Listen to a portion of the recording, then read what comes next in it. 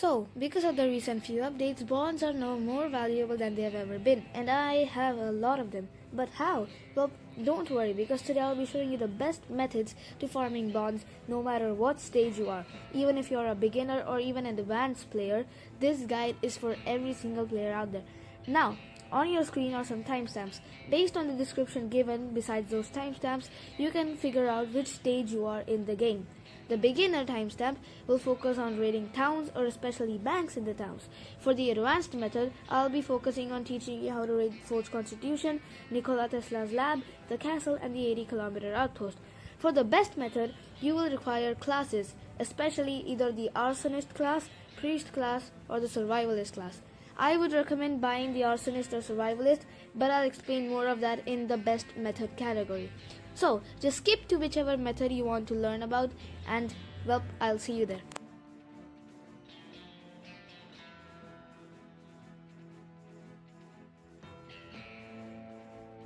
So, before actually raiding a bank, you might want to know the difference between the two types of banks that exist, which are the normal bank and the broken bank. See, the difference in the looks is that the normal bank is way more vibrant and clean, while the broken bank looks pretty much worn down. Like, you can even see that the sign is starting to collect rust. But the more important difference is the fact that normal bank contain more bonds. Normal bank usually contain 3 to 6 bonds on average, while broken banks contain 1 or 2 bonds on average. And not to mention the fact that more than one bank can spawn in towns, and in the larger towns even 3 or 4 banks can spawn. So you have to keep in mind that RNG does play a crucial role in how many bonds you can get in a town and pretty much your entire run. So anyways, now let me teach you how to actually raid a town and raid the bank in it. So, the first thing you want to do is you want to go to the platform, like the wooden platform area that is at the entrance of the town. Then you want to lure zombies, usually like 3 or 4 zombies, and then you just want to kill them with your melee weapon. Make sure not to lure too many zombies, because sometimes what happens is that the runner zombies actually jump over each other and can hit you. So make sure not to do that. As you can see in the video, the zombies get stuck, so you don't need to worry unless you have too many zombies once again. And you just want to keep repeating this method until all the zombies near the platform are cleared, so you can safely loot the houses that are near the tracks. Then I'll teach you what to do next.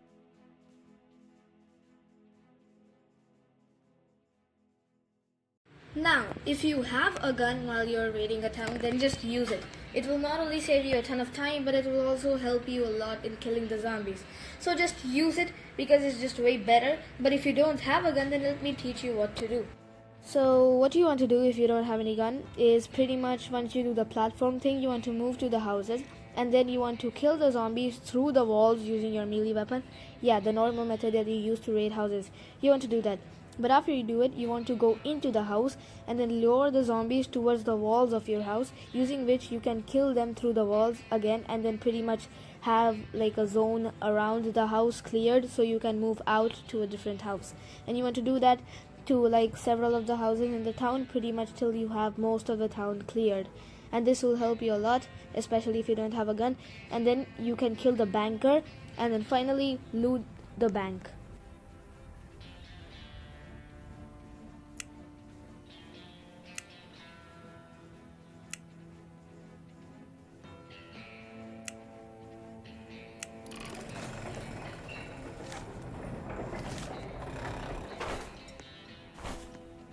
Now, if you have a really big city type town, then what you want to do is just avoid it unless you have a gun, or if you have melee, then you should only raid it if you have friends, because like if you're playing solo, then only raid it with a gun.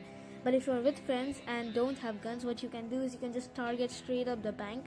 Like, forget everything else, just go to the bank, get the zombies near the bank, open the bank and just get out.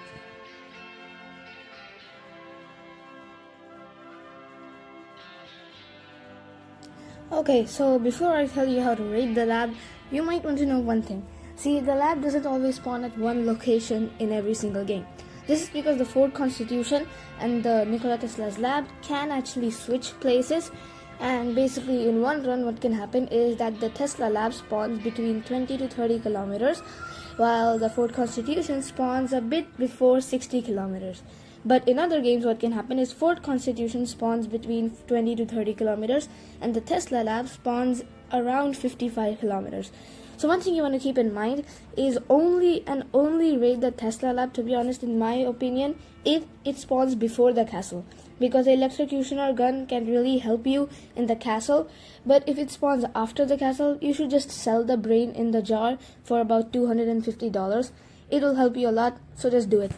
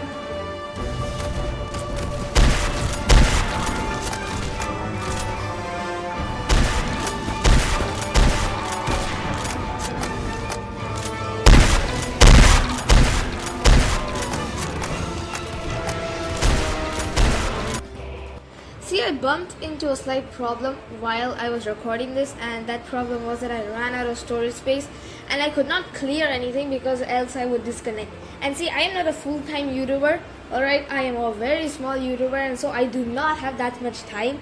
And so basically I'm just going to try to explain to you how to beat Fort Constitution with a few screenshots. So first, use the cannons that are on the towers, and there will be reinforcements like soldier zombies on horses. Just shoot them with the cannon. Then go to the supply depot and open it using the key dropped by Captain Prescott. Then there will be bonds in there. You can collect the bonds. Usually there's like 4 to 8 bonds. Usually 8 if you're lucky, to be honest. And there's also the cannon. So you can, if you like the cannon, you can use it on your...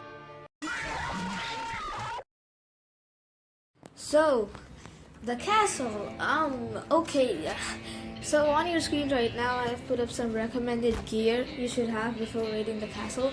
And one thing I want to say, if you raided the Tesla lab before raiding the castle, you are really lucky because now you can use electrocutioner to pretty much just speedrun the castle.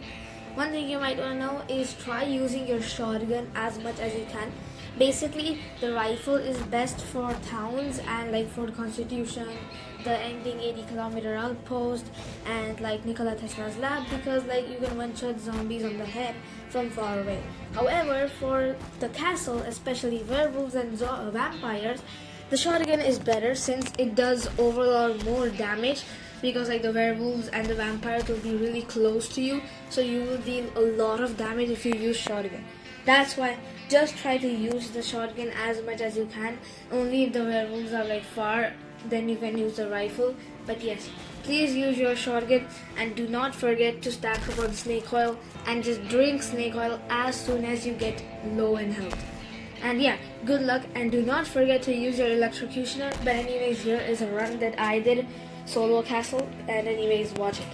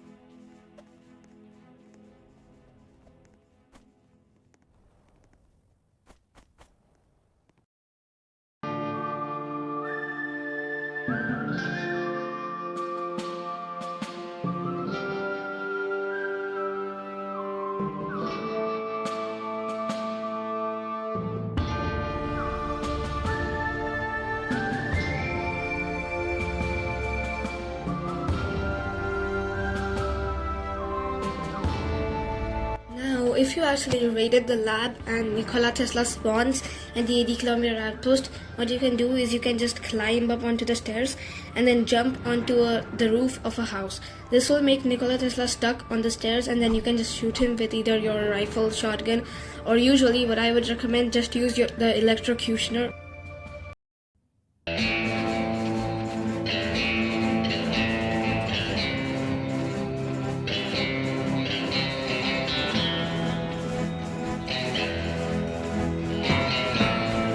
Now, for the best method, you need either the arsonist class, priest class, or the survivalist class. Personally, I would not recommend the priest class, as because you only spawn with 2 holy water, and overall it's not the best for farming bonds. I recommend arsonist or survivalist. Both of them are great. I use arsonist, but you can use any of them you want. The survivalist is better for castles, but for everything else the arsonist is better. So make sure to use one of these classes.